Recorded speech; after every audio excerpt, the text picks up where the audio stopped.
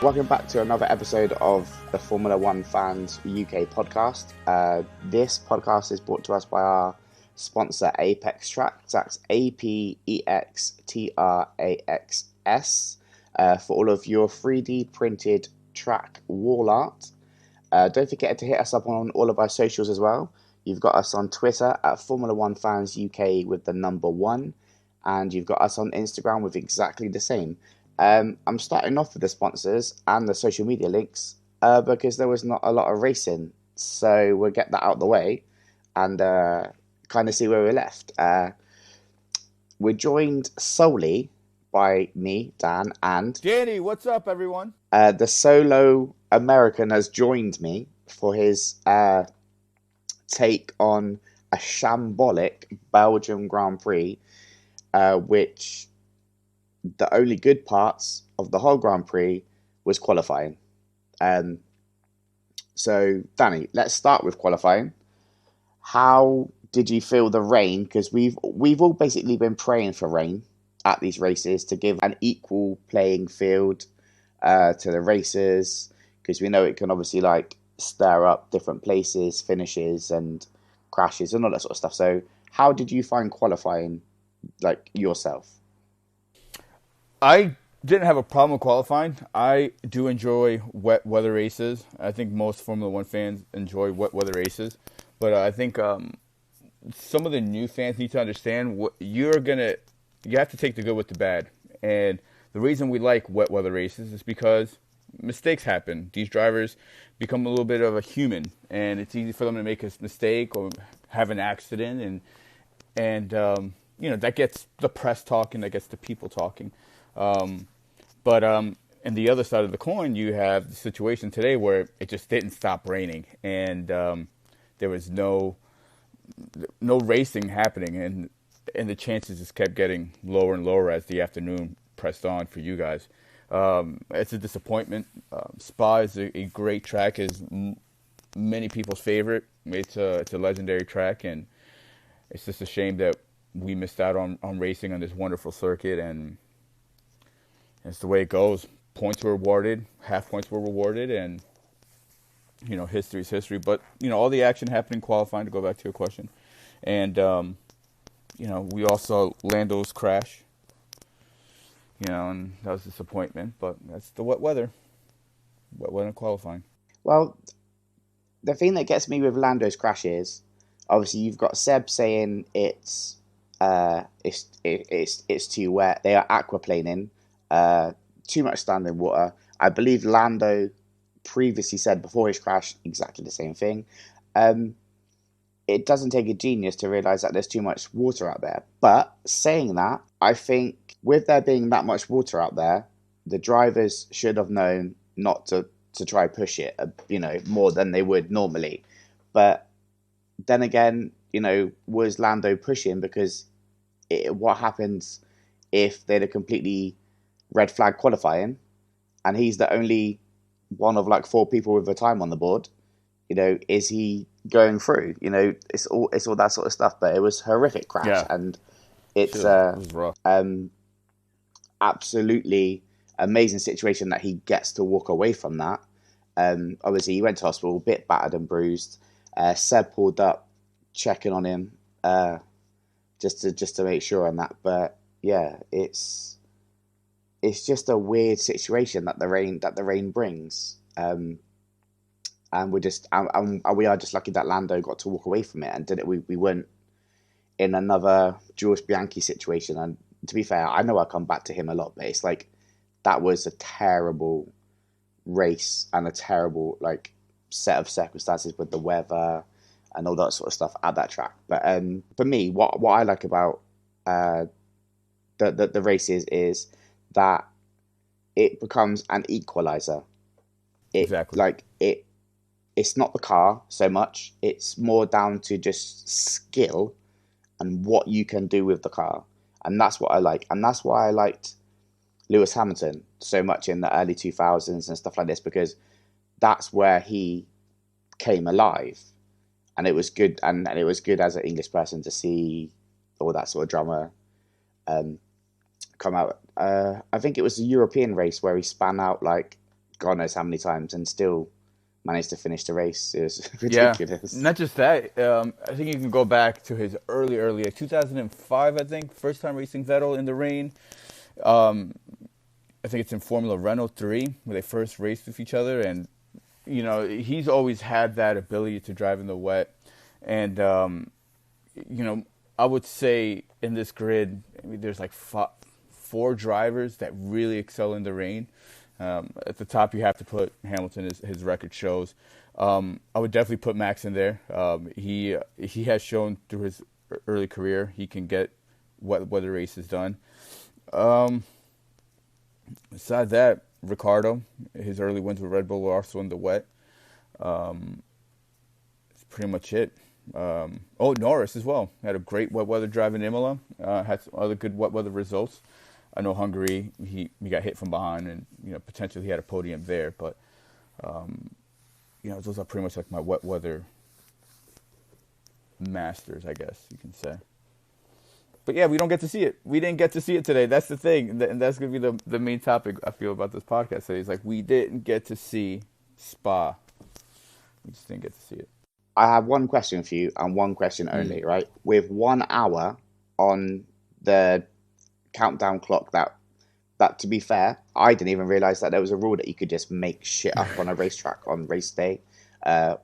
Oh yes, there's this new Article .9 bullshit that we're going to stop the clock because we absolutely can just do what we want.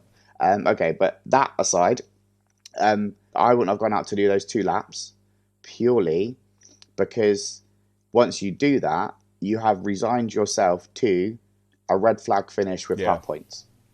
Personally, and I put it in our Discord, I put it in our group chat that as soon as they come back in on that red flag after doing those 2 laps, we were done and dusted.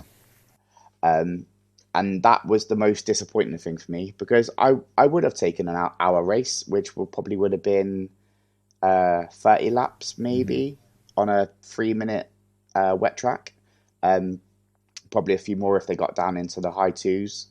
I would have taken that after sitting around for 4 hours waiting. But then we just didn't get it. It just didn't come. Yeah. It just leaves a sticky situation for the race director, Michael Massey, and what he has to do. It sucks, man. It sucks for us that we didn't get to see it again. It just sucks. They were trying to get something in. The weather was just not cooperating, but again, I don't see why they set him out for another lap when the situation was worse. The weather was worse than what it was an hour and a half before, and you pretty much just run it to get the results, to get results in their standings. They couldn't just left it as did not race, DNR, or did not start for everybody. I guess they needed a result for the race, and they got it. And unfortunately, it wasn't my favorite driver that got the result that we wanted. But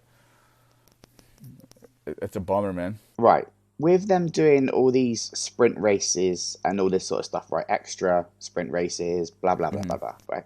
Why couldn't we have had a 35-lap sprint race at the next track instead of the practice session? Why could they not have just reformatted it around?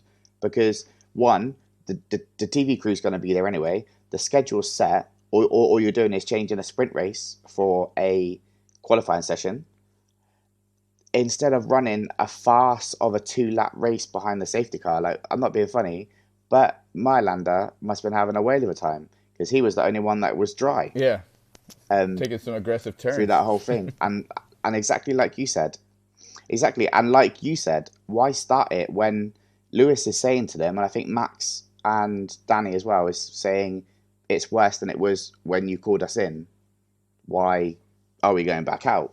And I truly believe at that point, all of the teams knew we were doing 2 laps and we're back in. Yeah, that's it. Well, let's get this right. Max said it was fine, but he was at the front. He wasn't at the back. That was just funny. He's like, Max it's fine. Max did say that it was fine.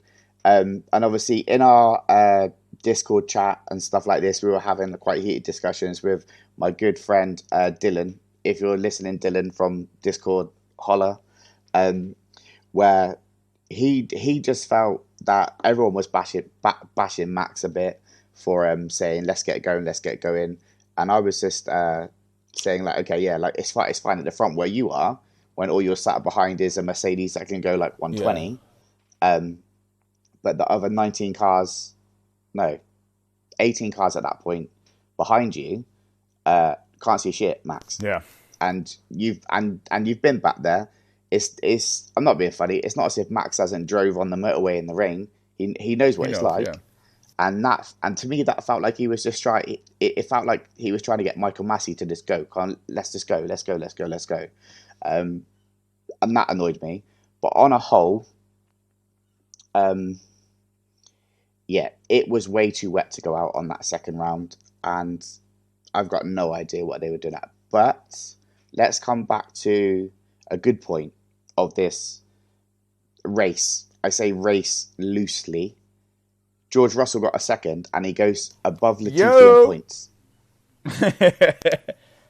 That Let's that is what I'm go. Let's saying. go, George. George Latifi with his. I just called it George Latifi. No, sorry. George has beat Latifi Finally. in points after his magical 1 point finish where he beat him just. Finally. Um, and now we are on social media. It's now breaking it down to, is Bottas got a contract? Has George got Yeah, a let's fuck contract? on. Does anybody know if they've got a contract? Yeah. It's like it's back on. So yeah, it's a bit of a weird one because obviously with the W Series crash in qualifying day before, that was a bit of like a dilemma that I think that must have been in Michael Massey's head as well. You know, he didn't want that again. So it is a very hard situation that he was put into, Yeah. and I do think he made the wrong call by starting the race again. Yep. But we're not, we're not sat in front of 22 TVs and 90 million cameras and all that sort of stuff. So I personally feel okay with making my judgment calls on Michael Massey and his bullshit excuse of a race, because I don't have all that. Yeah. We'll just Really, to just be go back fair. to the W series. That was rough, man. Six cars. Thankfully, the Halo played its part, big time. A couple of drivers were sent out. We know of Agrin and Visser. They were transported to a hospital. But yeah, of course, it's a couple days ago from this recording, so yeah, everything is checked out, everything is fine with them. But yeah, that was definitely on Massey's mind. That run down the spot. Norris's crash in qualifying. That's the last time he'll ever make that mistake. I feel like he'll never go on his own. I can understand why he went for it, since they were saying on the radio that conditions might get worse, might be more terrible, and this might be the most optimum conditions to drive. And he was on full wets, I believe. Yeah, unfortunately, he took a bad line going through a ruse, going up the hill. He entered, got a bad line and just went all the way from him. But yeah, it's another. It's just one of those things that happen, incidents that happen that make the job harder for Massey. Exactly, but it was the correction that got Norris, wasn't it? Mm-hmm. He corrected, and it just that was it. Yeah, game over. It was mad. I believe he was aquaplaning, and then he corrected and just spin zone. Was it 2019? Someone crashed. Who was it that crashed there? And their actual head support rest. Oh, that was come up from it. 2016, Kevin Magnussen, driving Renault. He hit that. I can't remember the G's. 2016. I know it's like that years have gone quick. I know it's like one of those top 10 crashes in G terms in like the past 15 years. Yeah, he hit it so hard to knock the headrest, and he was shaking up. Yeah, that did concern me when that headrest come up. Speaking of G crashes, obviously the 51G crash that Max had. He was stated yesterday on motorsport.com, I believe, or something like that, saying that because it cost 1.8 million in damage, that the person that caused the damage should pay for it. I, but I'm like, why are we still I on know. this? Like, why is it like it's Yeah, crazy. it should be a mute point at this point. It should just be done, decision done. Nobody's paying anything. You come into the sport, you spend the money, you race here, and unfortunately things happen. Any level of motorsport, if you're even in like the amateur club circuits, stuff like that, if you break your bumper on your daily driver, you hope you have a garage where you can fix a new bumper in the next day, because the other person's not going to do it for you. You know, you're responsible for your own car. You're responsible for your own ride. But yeah, it's just ridiculous. Just move on, move on from that one. As we dipped into George and Latifi, obviously we're all happy George has got points. He's beaten Latifi, but Latifi has upped his game Yeah. this year, uh, from a Williams Hmm. standpoint, and obviously doing very Yes. well. So that's good. But how pissed off a Haas they have got to be livid. Well, they started at the beginning of the year. You get two rookies in there who are constantly crashing and constantly, tripping over one another. And what do you expect? Latifi wasn't. I don't. I never thought of Latifi being a reckless driver. He doesn't take chances. He last year, I guess it was kind of a joke, but he was happy to finish 20th as long as he finished the race, and it's helped him out. I believe this year that whole Williams team is just a different animal. Of course, George's leadership, and then Latifi's also determination. Williams is a really good team, has a really interesting lineup. I'm just glad to see these two young guys doing really good. And Latifi, he gets joked around and being a pay driver, but this pay driver got some points in his 2021 results, so that's good. That's something right there. Uh, I'm gonna take a stab at this because I think I saw the stat. Was it Williams were the only team to score double car points? Was it? Where did Norris end up? I may be wrong. Where I did thought I Norris end saw up in? it. Was he 10th? Oh no, he had a five-place grid penalty, so he was 15th, right? Yeah. Yeah, Oh. I'm pretty sure I saw that Williams were the only team to have two cars in the top 10. And on that I bombshell. thought I saw that. Oh man. Uh, don't we need to give the Sky this? Not that they're ever going to listen to our podcast, but big shout out to the Sky F1 team for actually keeping coverage going for 4 hours of Yeah. rain, because even the NASCAR, NBCSN, and Fox just give up and show reruns. And They that's what just check I out. said on the chat earlier. I was Yeah. suggesting, I was like, because obviously as an American, I'm used to that. And I was like, man, Crofty killed me. I was like, 4 hours of just hearing him come up with some random random things. And maybe we should just replay qualifying or show mid-season highlights. Yeah, that's so American of me, I guess. But yeah, that's how I would have spent my time. What did you do? How did you spend your time? What did you do during the whole break? I just had it on the TV and I did very domesticated uh, tasks of hoovering, mopping, Yeah, polishing, and snacking. there you go. That and that was it. Yep. Oh yeah, all of that whilst parenting at the same time. Like Superman is in the building. Ferrari and Williams were the only two teams in the top that double points today. Maybe they were the highest scoring team then, not the only team to have two in the top Yeah, they 10. were. But if I was Haas, to be fair, if I was any other team, I would be looking throughout their garage for the rabbit's foot they've got shoved somewhere up someone's ass. Uh, because if I was Williams, I'd be putting some money on the lottery this weekend because they are getting very extremely lucky um, in their finishes and their performance this year. That that the only thing I hate about him coming second is that it now puts a bigger deficit on points between Max and Lewis. That's my only problem from the whole palaver of the day.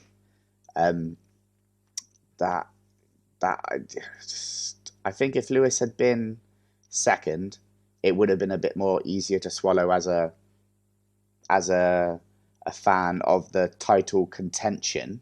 Obviously, if you're a Max fan, you're buzzing. Uh, if you're a Williams fan or George fan, you're absolutely buzzing as well. But I just think it puts more emphasis on this triple header Oh yeah, for Lewis. Lewis has to win the next two races. Fact. That's it. That's the only way that he stays in title contention. he has to win in Zandvoort, and that's gonna place is gonna be buzzing. They're already changing the speed limit signs to 33. I think it's pretty neat, you know. But it's gonna be a tough task. But I think Monza might be a little different. You might see a more even result in the championship. But we'll see. We'll see. The beginning of the triple header starts wet. Yeah, starts off as an absolute shambles of a show. But I think we need to fly a couple of the NASCAR jet dryers Yeah, over. yeah, yeah. Oh, that'd be great. No, who was it on? I think it was the Karun Chandok said it on TV today, or Paul DeResta. I guess that. Yeah, they said we might need to look into getting a faster safety car. And I kind of see what he means by that. If you have a faster safety car, chance of drying the track a little better. Not that it made a big difference, but I just wanted to bring that up. I think it was Anthony Davison, yeah, that Oh, said, okay. to be fair, he did make a good point of it being faster and all that sort of stuff. And then he was literally shut down by Brundle saying, like, yeah, but it has to be in all weather, it has to do this and it has to do that. And it's basically just shut up, Anthony Davison. Um, pretty much. But as you have brought up Karun, which I did not like him moving from Channel 4 to F1. I find him an extremely annoying personality, nearly as much as our Chris does with DeResta. Um, but watching that feature with him and Mick in that old Jordan, that was good for You, me. I did I enjoy missed it. that. And the little story of Yeah, Michael. I missed it. Yeah, no, I have to look it up later. Yeah, I missed it. But to talk about Schumacher for a bit, again, it was the 30-year anniversary of his from Spa 91 when he made his debut in that beautiful green 7-Up Jordan. We all remember. Beautiful Yeah, car. that's the car that they were Yeah, racing. They both took that car out. Amazing little car. yeah, Sketchy, real sketchy. I'd be scared to put my foot down in that car. It was, yeah, yeah, it was a completely different world back then, wasn't yeah. it? With those If you ever cars. notice the front wing, if you look at it from the front angle, like, as the car's coming to you, it doesn't look like it has a very spectacular front wing. But if you look at the top view of it, their front wings are huge, like really long coming out of the car. And I think people kind of forget that look, just the earlier aerodynamic concept people were doing back then. But just a beautiful green color, the 7-Up. Yeah, it was just that's a really nice car. Schumacher had a great result in qualifying. I think qualified seventh, and unfortunately couldn't make it. Couldn't make it through the Kemmel Straight. His clutch blew or something like yeah. But you know, sign of things to come from a legend. 7th place in his debut. You know who else started top 10 on their debut? Which German? Sebastian Vettel. Are you going to fact me, Danny? No. I just went ahead and said it. Vettel started 2007 in place of Kubica after this crazy crash in Canada. In USA, Vettel started, I think, 8th or 7th in his first qualifying for that BMW Sauber. I forget his result, but it's just good, nice parallels there. Actually, right. I've just had a thought. Obviously, with the massive rain delay, the laps behind the safety car first and then coming in, that give Red Bull the time to fix Perez's car, and get him out to start. Obviously, he starts last because we were behind the safety car. But what is your thoughts on the way they went about doing that? And obviously, they were pleading with Michael Massey about what to do. But I'm on the understanding of if you're not taking laps off the lap counter when you're driving around the track, then the race hasn't started. And Yeah, fix the car, let him get in. yeah, because they ran a formation lap, um, because Perez crashed on his way to the grid, right? It wasn't during a formation lap. He was going to the grid and he crashed, similar to what happened to Max a Yeah, couple years back in Hungary. Um, last year happened to Max in Hungary. Yeah, I thought they already had a lap in. After the formation lap, they ran another lap, and I think that was the end. They didn't make an intention to fix this car till that first red flag, after the formation lap and after one lap that they did around. yeah. I thought that was the start of the race. I'm not sure about the rules or the regulations when it comes to starting a race a lap down. I remember Ricardo started a lap down in 2017 for Red Bull, or 2016 in Australia. Disappointing result for him that day. He ended up retiring. It's happened before. I have a feeling that if the race were to play on, big lap one incident happened. Perez is starting in the back. He ends up in the top 10 races done after the next two laps. I'm sure there probably would have been a protest from Mercedes, because that would have led to some, it would have made a difference in the result standings, in the championship standing. I'm sure there would have been some protesting. But since he ended up in the end, 100%, yeah. not much was said. But yeah, that was very interesting. I thought it was a bit sketchy as well. But my my questions that come from that, which we were discussing in Discord and like group chats and stuff like that, was one, if you're calling it a failed, was it called a failed start, wasn't it, or something like that, like a failed start. So obviously it's not you haven't started the race, okay? That was a bit confusing because I was under the impression if you can't make it back to the pits on your own steam, then that's it. This game over. Number two was if you've got effectively, I believe it was 5 or 6 laps extra fuel on your car that the 19 other people in front of you don't have, how much leaner can you run your engine mode to burn that fuel off to get through the pack? Yeah, You know or what I how mean? much, not how much leaner, how much richer they're going to run their engine, how higher they can turn it up for an extended amount of time. Sorry, You yeah. know, Richer, yeah. Um, did you see what we just got? Did you see, did you see that and that notification? literally, Huh? that only comes from playing that like the F1 PlayStation game, like just like having to use that strategy. But surely would that have not made a difference? Oh, definitely, definitely. You know, you would have had two Red Bulls up on the points, but you know, it didn't happen, which was great. And you know, it would have been funny if something were to come up of it, though. But I'm just glad it didn't, and we get to avoid a week of should have Perez started or not. Now it's not going to be mentioned again. No, Danny, no, because because now we have a week of just rain shit and crashes and nothing happened. There's we've managed to fill out quite a substantial amount of podcast time already when nothing happened. Oh, I know. Look, Um, I love talking so about F1. I love talking about random stats and trivia and stuff like that, and what effect today has to the history of the sport and stuff.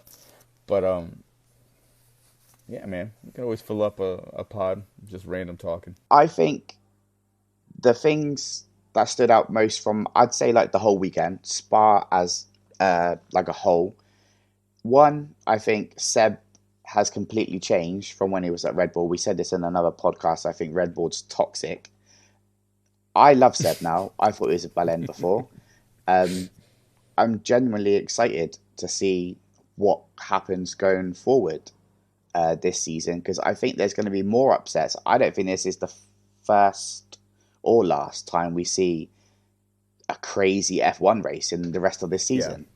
yeah, and depending on if if the last races of the calendar, make it, if we're able to race at these places, Japan and Singapore was canceled, and there's potential to be a historic ending to the season, and kind of want that.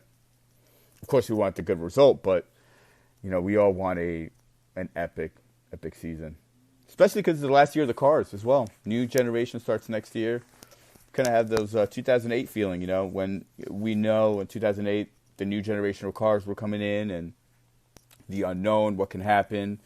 McLaren, Mercedes had a little bit of drama 2007, drama for 2008, made it for the championship.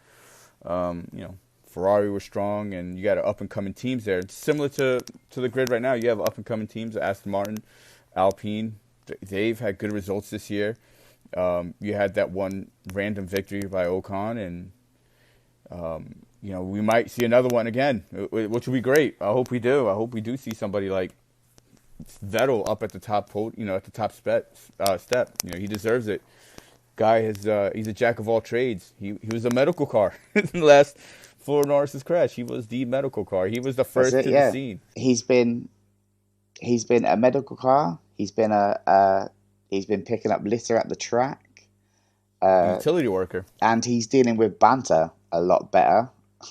Exactly. Yeah. He's been dealing with his banter from his team over the World Cup a lot better, and just stuff like that. But right. So obviously we've been dealt half-point finish, right? Mm-hmm. I think the next two, is it two? We've got two more sprint races. Yeah, I think the other sprint race is in Monza. Yeah, but is this gonna, are we now gonna see teams looking at these next two thinking we're gonna have to gain some points back, or we're gonna have to extend our point lead? Is it gonna make these coming sprint races more vicious, do you think?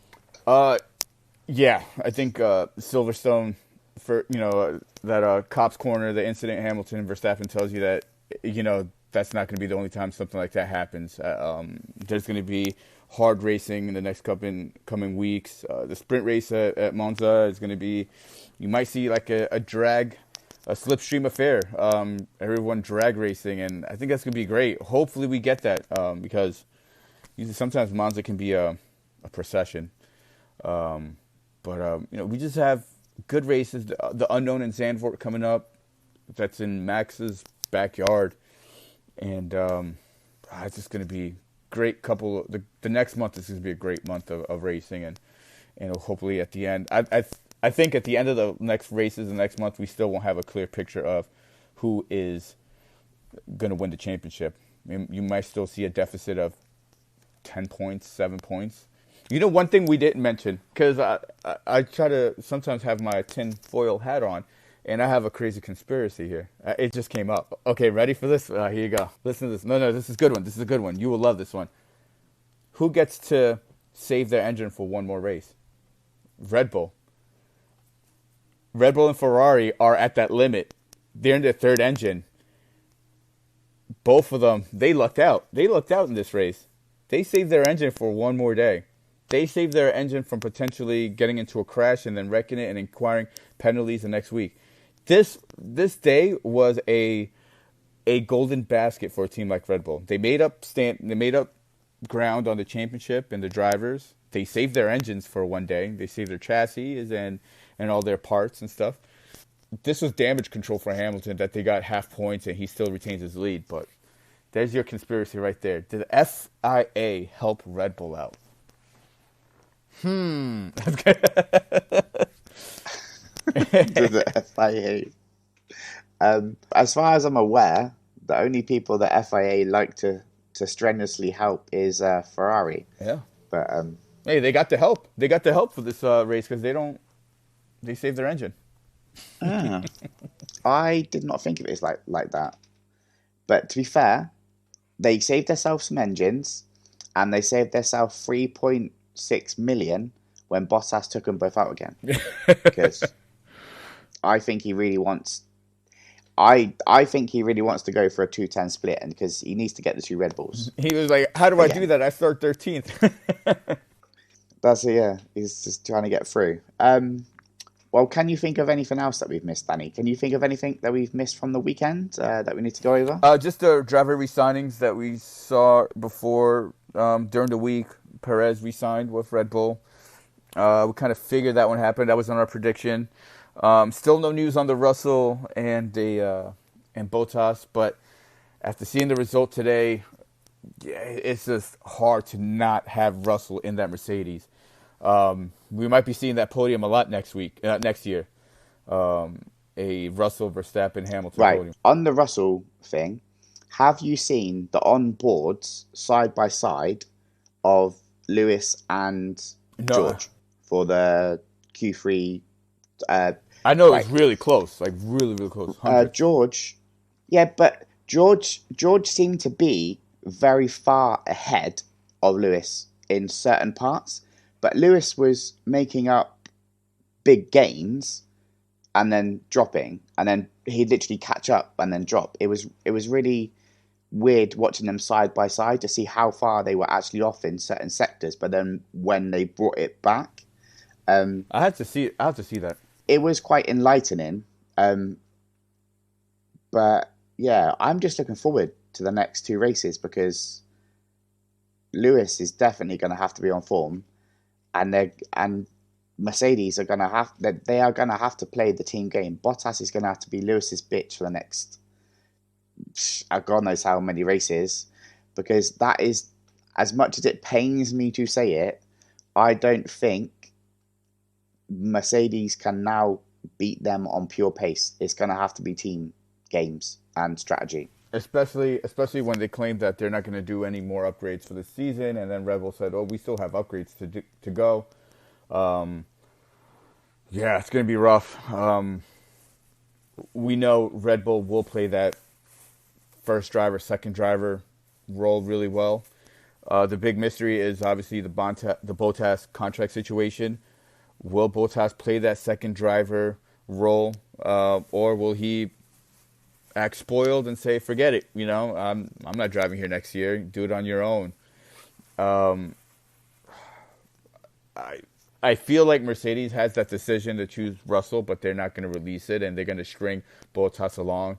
Um, if they do, feel like that's really dirty.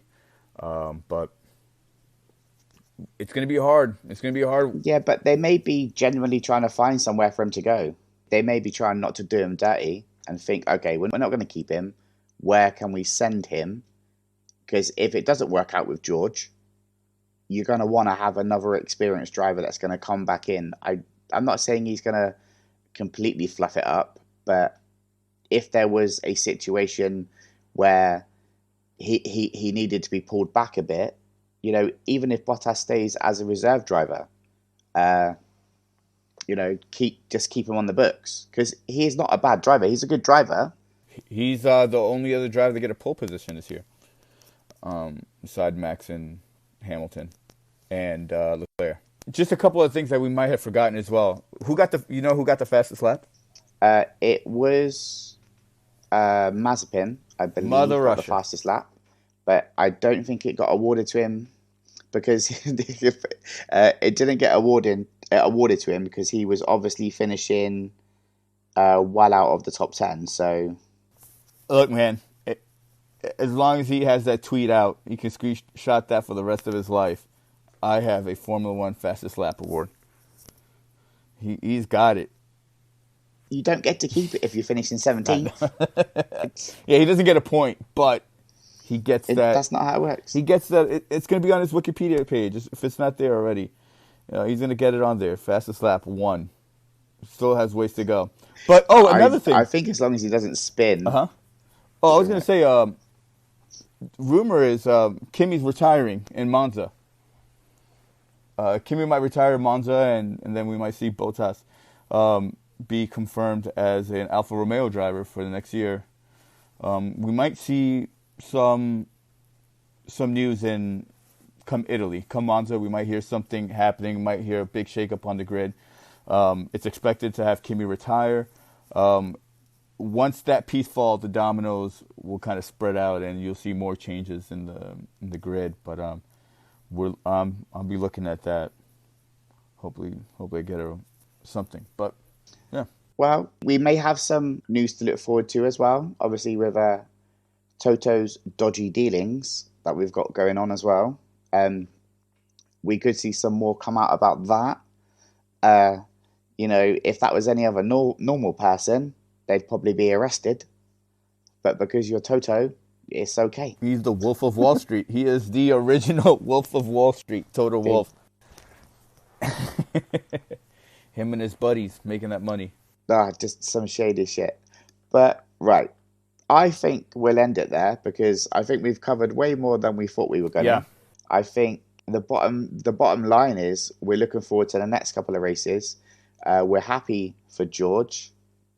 And in all fairness, as much as it was a shit race, and I say that very loosely, we didn't have any accidents, we didn't have anybody hurt, and everyone gets to walk away. So from that side of it, it's a win for the sport in a way. So yeah. So from me, I'm gonna say goodbye. Yep. Goodbye, everyone. Thanks for joining in and listening to us today, and listening to a 45-minute review on a 6-minute race, I guess.